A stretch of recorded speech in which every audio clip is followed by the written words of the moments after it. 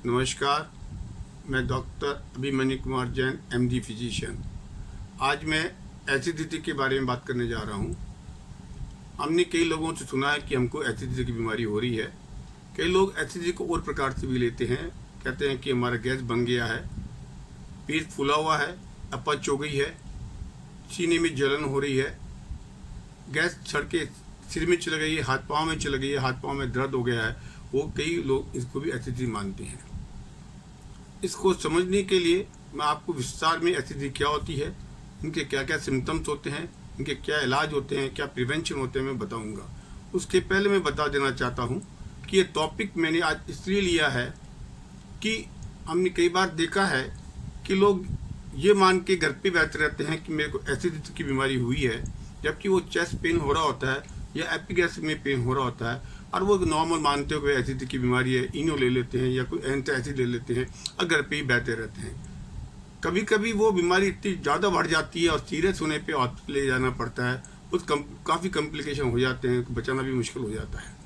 तो ये आपको समझना ज़रूरी है कि एसिडिटी है या हार्ट का पेन है या हार्ट की कोई प्रॉब्लम है। इसको समझने के लिए सिंपल सा फिनोमिना है कि आप समझें कि जो मेरे को आज दर्द हो रहा है, पेट में जलन हो रही है, घबराहट हो रही है, अनइजीनेस हो रही है, ये दर्द मेरे सीने से गर्दन पे या पीठ के पीछे तो नहीं जा रहा है, और ऐसी बेचैनी तो नहीं हो रही कि जो पहले आपको कभी फीलिंग नहीं हुई हो। अगर ऐसा कोई भी सिम्टम्स आपको लगता है कि हाँ ये पहले से हट के है, पहले जैसा नहीं है, तो आप उसे ऐसी न माने, उस समय जाके डॉक्टर को दिखा लें और हार्ट के बारे में अपनी जांच करवा लें। संभावना है कि वो एसिडिटी निकले, परंतु अगर वो हार्ट की बीमारी निकलती है तो आप भयंकर बीमारी से बच सकते हैं, आने वाली कॉम्प्लिकेशन से आप बच सकते हैं।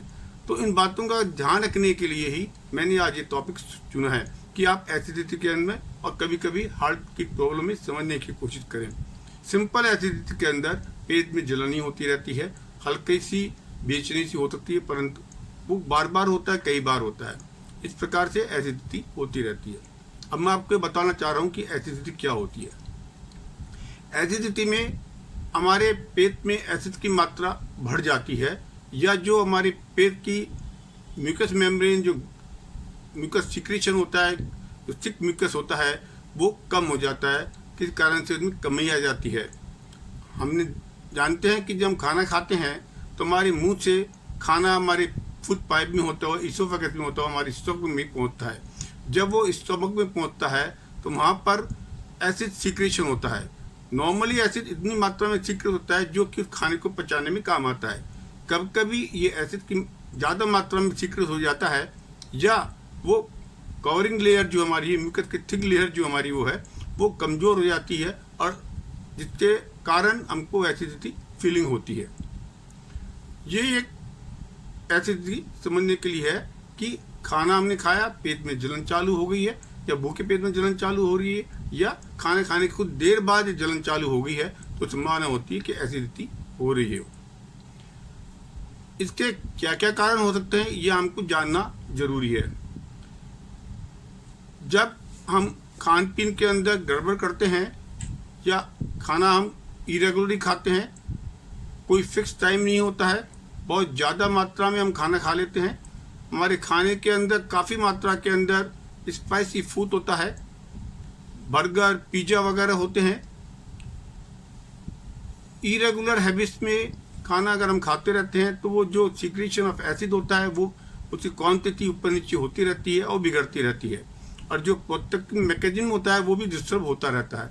तो इस प्रकार से बार बार डिस्टर्ब होने से ये कई बार इसको पूरा डिस्टर्ब कर देता है, हमको एसिडिटी की फीलिंग हो जाती है। इसके अलावा अगर हम काफ़ी टेंशन में रहते हैं, एंजाइटी होती है, घबराहट होती है, अनइजीनेस होती है, कई प्रकार की दवाएं हम बार बार खाते रहते हैं, जैसे कि पेन किलर होती हैं, स्टेरॉइड होते हैं, या हाइपरटेंशन की दवाइयाँ होती है, ये दवाइयाँ भी हमको कभी कभी एसिडिटी कर देती है। इनको अगर हम बराबर सेवन करेंगे, कुछ मात्रा में करते हैं, तो हमको तकलीफ नहीं आती है, परंतु अगर आप काफ़ी मात्रा के अंदर कंटिन्यूस में पेन किलर खाते रहते हैं तो ये संभावना बनती है कि हमको एसिडिटी की बीमारी हो जाए। तो उससे बचने के लिए ही इन बातों का ध्यान रखना जरूरी होता है कि हम अपने खान पान में क्या रखें, कौन कौन सी दवाएँ कितनी मात्रा में खाएँ, कब खाएँ, ये सब चीज़ ध्यान में रखना जरूरी होता है। अब एसिडिटी के क्या क्या सिम्टम्स हो सकते हैं ये भी जानना आपको जरूरी है। जैसे मैं पहले बताया कि एसिडिटी में हमको पेट में जलन होना, अनइजीनेस होना, छाती में कभी कभी जलन होना और मुंह में खट्टापन मालूम पड़ना, दांतों में भी कसलापन मालूम होना और एपस सा कभी कभी दिक्कत देना, पेट फूला फूला रहना, ये सब फीलिंग हमको एसिडिटी सिम्टम हो सकते हैं। हम कभी कभी देखते हैं कि जब हम खाना खाते हैं, खाने के बाद या वैसे भी एसिड की मात्रा कभी पेट से हमारे फूड पाइप में होते मुंह में जाती है, तो वो एक दो बार कभी कभी हो सकता है, परंतु बार बार वो होता है तो हमारे ईसोफेगस में दिक्कत पैदा कर सकता है, ईसोफेगस में घाव कर सकता है, ईसोफेजाइटिस कर सकता है, गले में भी जलन कर सकता है, दांतों में भी खराबी कर सकता है। इसके कारण ईसोफेगस की बीमारी हो जाती है जिसको हम ईसोफेजाइटिस कहते हैं, या बाद में घाव बन जाते हैं, घाव बनकर में स्ट्रक्चर बन जाते हैं जिसमें खाने में निगलने में हमको तकलीफ होती है और निगलना दिक्कत वाला हो जाता है। जब ये जो होती बीमारी तो हम इसको GERD के नाम से जानते हैं, गैस्ट्रो ईसोफेजियल रिफ्लक्स डिजीज के नाम से जानते हैं, और ये कभी कभी काफ़ी घातक भी हो सकती है अगर हम इसके ऊपर ढंग से इलाज नहीं करते हैं, क्योंकि बाद में एक कैंसर का रूप भी ले सकती है। ये इसके सिम्टम्स होते हैं जो ईसोफेजाइटिस के अंदर होते हैं। अब आपका ये होता है ट्रीटमेंट क्या करें हम, इसका इलाज क्या करें हम, तो इसका इलाज एलोपैथिक में भी होता है, होम्योपैथिक में होता है, आयुर्वेदिक में होता है और कभी कभी होम रेमेडीज में भी होता है। परंतु मेरा ये सोचना है कि एलोपैथी का इलाज काफ़ी ठीक रहता है और अगर हम कंटिन्यूस में ढंग से उसे लेते हैं तो हम उससे एसिडिटी को काफ़ी हद तक कंट्रोल कर सकते हैं। इसके अलावा अगर हम खान पान का ध्यान रखते हैं, हमारी हैबिट्स का ध्यान रखते हैं, तो संभावना होती है कि एसिडिटी हमको ही हो। कौन कौन सी हम दवाएं ले सकते हैं एलोपैथिक के अंदर, जैसे हम एंटासिड लेते हैं, हम H2 रिसेप्टर एंटागोनिस्ट सिमेट्रिडीन रेनिट्रिन लेते हैं, ओमेप्राजोल, रेमिप्राजोल, जैसे PPI प्रोटीन पंप इनहिबिटर होते हैं, उनको हम लेते रहें।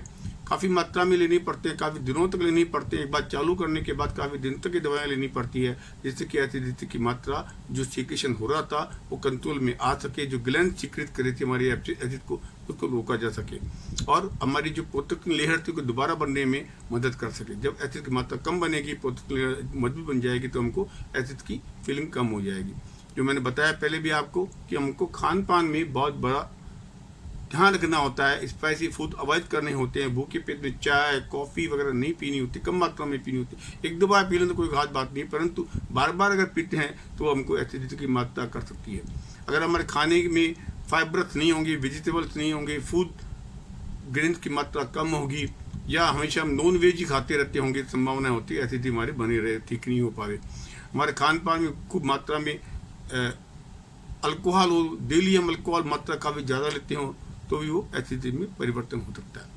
ये इसके अलावा जो हम होम रेमेडी करते हैं, सभी लोग करते हैं घर में, कभी लौंग लेते हैं, कभी दूध चाय पीते हैं, कभी ठंडा पेय लेते हैं, किसी प्रकार का सौंफ अजवाइन वगैरह खाते हैं और कई प्रकार की चीज़ें वो होम रेमेडी करते हैं। वो करें, कोई दिक्कत नहीं है, उनको करें, परंतु ये जो मैं दवाएं आपको बता रहा हूँ, जो मैंने आपको एलोपैथिक दवा बताई है, होम्योपैथिक हो, आयुर्वेदिक हो, कंटिन्यू दवा लें और एसिडिटी को बचा के रखने का कोशिश करें, जिससे कि वो कॉम्प्लिकेशन हमारे शरीर में बाद में ना हो सके, इस वजह से डेवलप ना हो सके और इसको हम समझ सकें कि एसिडिटी क्या होती है और चेस्ट पेन क्या हो सकता है। इन सब बातों को जान करके आप समझ सकते हैं कि एसिडिटी क्या है और चेस्ट पेन क्या है। दोनों डिफरेंशिएट करें और डिफरेंस करके तुरंत प्रभाव से उनका इलाज करें, उनमें लापरवाही ना करें।